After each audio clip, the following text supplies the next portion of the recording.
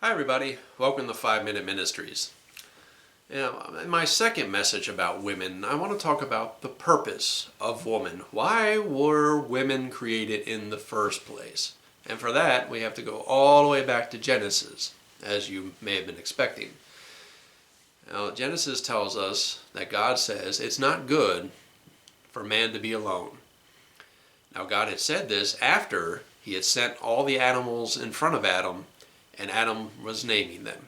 And after Adam got finished naming them, he probably realized, all these animals have companions. I don't have anybody. I am unique. I am nothing like any of these other creatures, and there is no one for me. So God says, it is not good for man to be alone. I will make a helper suitable for him. So God puts Adam to sleep, takes a rib, and forms woman.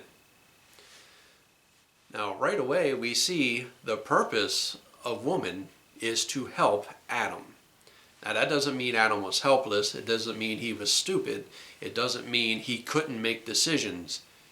It means he shouldn't have to do this by himself. He needed someone else. And what is this? Life in general.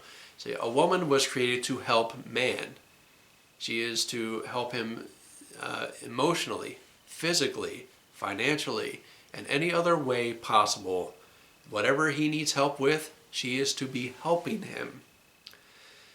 Now, this is more, of course, in a marriage setting, but even single women can be helpful to man. They can help their brothers, they can help their father, they can help co-workers.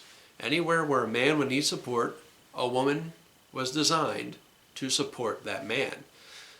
Now, in the realm of marriage, especially in days past, where you got the idea a woman's place is in the home, the purpose being someone had to upkeep the home while the man was away hunting or making money or whatever it is he was doing to support the home. Her job was to keep it running.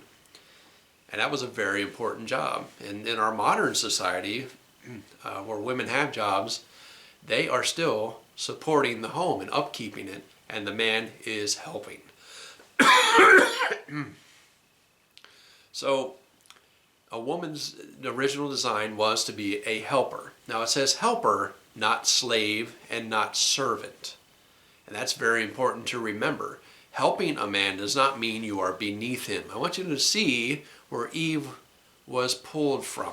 She was pulled from Adam's side. She was not pulled from his head to be above him or his feet to be below him. She was to be by his side, having dominion over the animals together. But when it comes down to it, the buck always stops at Adam. He is the one held accountable for the household. And that is the biblical role of every man, to be the head of the house, to make the decisions, to make sure things are running properly, to be the spiritual leader. They are the ones at the end of the day held accountable for that. And the woman is to support him. The Bible calls the man head of the home. Well, one man wisely put it, the woman is the neck, and sometimes the neck has to turn the head in another direction. Now, that doesn't mean she is to dictate what he does. She is not to dictate how the home is run. The man is called as the manager, and the woman was called to help. And that was God's original design and plan, and it was meant to be a good thing. Remember, she was created before Adam sinned and brought sin into the world. So her to be a helper was designed as a good thing. It doesn't mean she's helpless, doesn't mean she doesn't have an opinion, it doesn't mean she can't have her own thoughts. It means she is to support the man of the home. And that was the original design. And I know I've said that several times.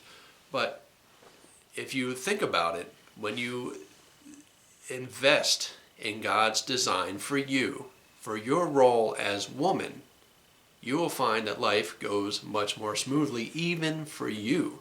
Your job isn't necessarily to make his life easier, though that's something you should certainly do. It is to help him when things aren't so easy. As men need support too. And I want you to keep that in mind. And as a woman, I want you to think of things biblically. This has been 5 Minute Ministries, and I'll see you next time.